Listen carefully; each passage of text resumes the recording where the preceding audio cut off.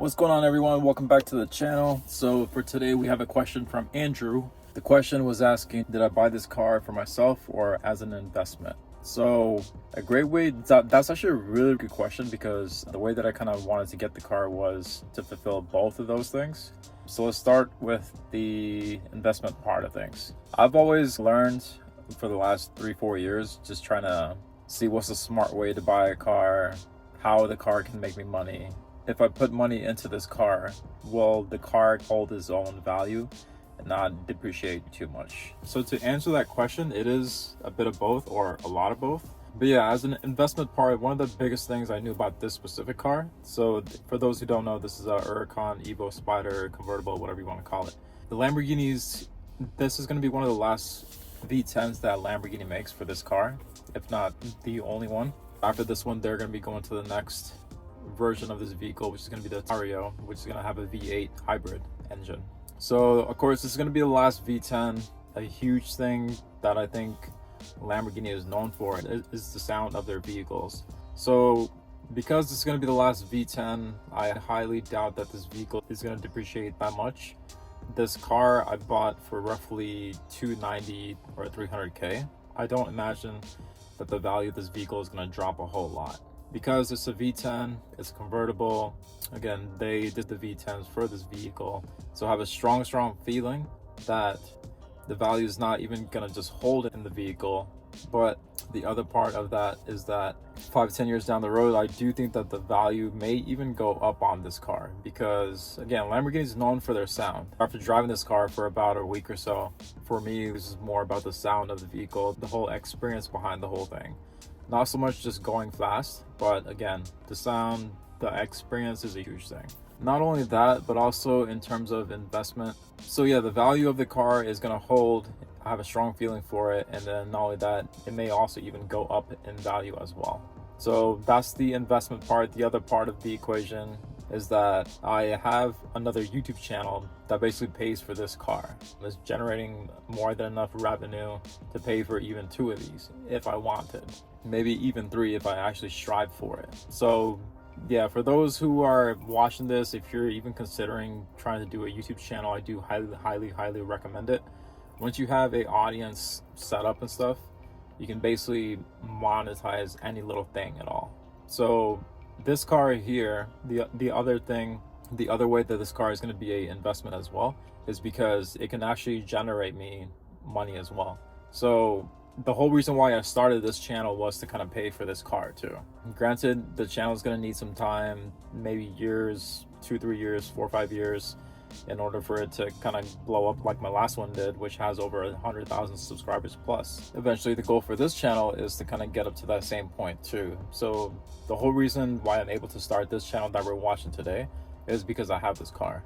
So because I have this car, the future growth of this channel is going to be one way. The car is eventually just going to pay for itself. So that's one revenue stream. The other thing too, I'm also a DJ for Indian weddings, and in Indian weddings, there's this one thing called a barat, where the groom comes in a really fancy car in his processional, like a whole parade style. So the car can be rented out for that. So that's another revenue stream. A third one is just perceived value. If you pull up in a Lamborghini, you're gonna get instant attention or whatever it is. Like if I walked into some other dealership and then if I told them that I want to film their cars, and then I rolled up in this car, they would take me a lot more seriously compared to if I just rolled it in my other car, which is a Honda Civic. So that's a huge thing to consider. In my opinion, Lamborghinis are investments. Like, people see a Lamborghini and they're like, oh, cool car, super expensive. But if you go about it the right way, these things can actually profit you a crazy amount. Going back to how the car can store value too, I forgot to mention this. The way that I see this car is just a savings account on the wheels. Because the car is going to hold this value, it's not going to depreciate a whole lot as long as I take care of the car, keep the miles low. So that's the other thing to consider. Also guys, just to mention it, I do have a blueprint that is going to be right down below. I went from a Honda Civic to a Lamborghini in 10 months. So in the blueprint, I tell you exactly what I did. You're going to learn something that you probably have never seen or heard from. Not only do I teach you going from 0 to a Lamborghini, you also learn a ton about what you need to know about investing, about how to manage your money, and how to set yourself up to get this car. So check that out at the end of the video. Let's go ahead and keep on going. Part 2 to your question, to answer that, did I buy this car for myself? I'd say if I had to rank the two, I'd probably more so lean towards the more investment side. So 60% investment, 40% for myself. I've always known that I could get this car or get a Lamborghini of some sort down the road. I didn't think that I could get it this fast. After living the last 4 or 5 years, I did become financially free through YouTube and doing stocks and all that. But you kind of get to a point where you know that your future is going to be really bright, really, really rich and all that, really, really bright in terms of finances and all that stuff. And then you kind of backtrack on your life just a little bit. You think to yourself, okay, I'm going to be pretty good in the future if I just keep on investing and all that. But then at the same time, it's like, what if you were to be gone by tomorrow? So that's the other thing to consider too. Because whenever you're young, you wish you had money. Whenever you're old and then you have money, you wish you were young. So that's a good balance in life to just kind of like watch out for. So I'm personally 35 years old right now. I wanted to strike a good balance with enjoying my life the way it is right now. But at the same time too, I do want to make sure that I'm financially free still going on into the future as well. So yeah, finances is also a huge thing. Of course, growing up as a kid, everybody's dream car is a Lamborghini. And I always knew that I could get one too. I didn't think that I could get it this fast, which was a huge jump. I did really have to take a really big gut punch to just kind of pull the trigger on this car. I've only had it for a week, but I do kind of feel that I'm really glad that I did, because it does push you outside the box. It makes you want to think more aggressively, relist the fire that you have within you to do more, to grind more. So that's a big thing to consider whenever you're getting in a car like this. So yeah, 40% of the equation, I'd say I got it for myself. I'm really, really logical, really practical. I usually don't let emotions get in the way a whole lot. But I've always been into cars. I've had a whole collection of Matchbox cars, Hot Wheels cars, you name it, all that stuff. So yeah, a good 40% was basically because I wanted it for myself. I don't really care a whole lot about like fancy watches or showing off and all that. Like, I'll do it for marketing purposes and all, but for the most part, this is just like my weekend car. I also have a Honda Civic that I drive 6 days a week. Just black on black, low-key stuff. So more of an internal thing. The biggest reason why I kind of did this for myself was just to kind of prove to myself that I could do it. A lot of times as you're growing, you kind of just want to see how far you can go. So this was one of those things where I wanted to see how far I could push myself.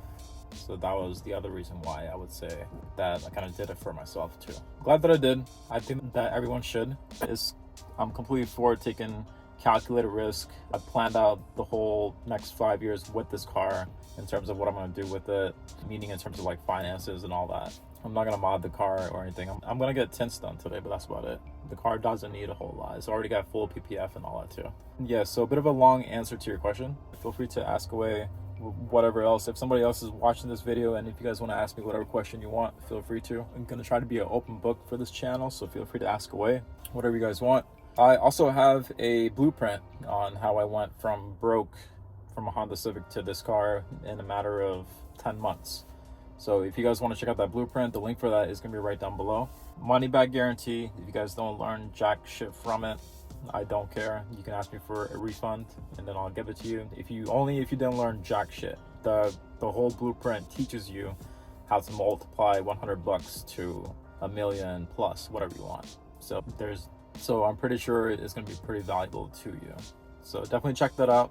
And then if you all had any questions, feel free to write down below. If you guys are coming from the other channel, the Beam Review channel, welcome to this channel. This one's just more of a low-key motivational / investment / finances / lifestyle type of channel. So sit back, relax, enjoy the show. Thank you all for watching. And again, feel free to ask any questions. I'll be doing videos on every single question. See you all for the next one.